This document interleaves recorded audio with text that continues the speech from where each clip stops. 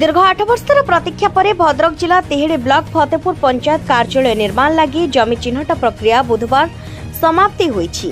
अविभक्त कोल्ह पंचायत रो अलग हुई गत 2017 रे नूतन भाव में गठित फतेपुर पंचायत गठित होईछि।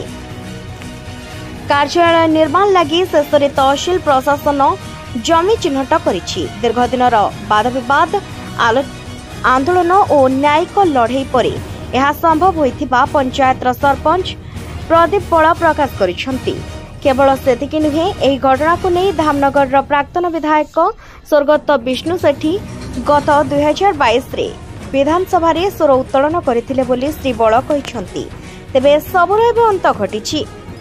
आज तहसीलदार वीडियो एसडीपीओ आईआईसी प्रसन्न कुमार नायक सरपंच और पीओ प्रमुखों समेत आवश्यक पुलिस फोर्स उपस्थित रही फतेपुर मौजार सरकारी खाताधीन 2टी प्लॉट मोट 31 डेसिमिल जगह पंचायत कार्यालय निर्माण लगी चिन्हट करथिबा जणा जाईछि। जमी चिन्हट पर सीमेंट खुंट और तार जाली लगा जाई उक्त स्थान टिकु आबद्ध करा जाईछि। एठारे सूचना योग्य जे उक्त स्थान रे पंचायत कार्यालय निर्माण करा जाऊ बोली सरपंच श्री बळंक समेत पंचायतवासी दावी करि आसुथिले। एने जिला प्रशासन पक्षरु मध्य अनुमोदित होईछि।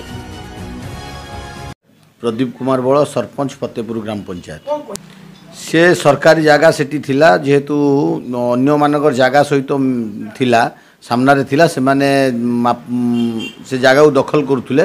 आज सरकार तरफरु सरकारी अधिकारी पुलिस फोर्स सहित ताको सीमा चिन्हट करागला एवं सेठी 2531 डिसमिल जगह नियंत्रण करागला। आज तार बाड़ सहित पूरा आज सीमा चिन्हट कराई खुंटपुती तार बाड़ चिन्हट सहित आईआईसी तहसीलदार को उपस्थित वीडियो को उपस्थित पंचायत कार्यालय निर्माण हो पार हम एवं जीपीएल बिल्डिंग हम आपणकर गोडाउन हम माने बहुत जगह अच्छी जो मु दीर्घ 8 वर्ष लगिगला जे कार्य को करने जेते पंचायतवासी समर्थन अकुंठ समर्थन संग्राम लड़ई भितर जो आमरण अनशन हो कि अनशन हो तो कलेक्टर को भेटिबा माने पूर्व सरकार जो भाव माने मु दीर्घ 3 वर्ष सरपंच हेली मो पूर्व जी सरपंच थिले तांको भी बहुत हैरान करछंती सरकार चाहि नै करे देवा पई।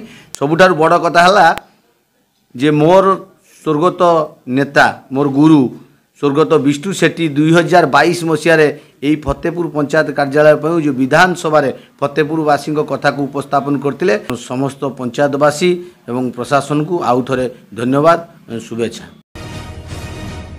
संजय दास रिपोर्ट उत्कल न्यूज।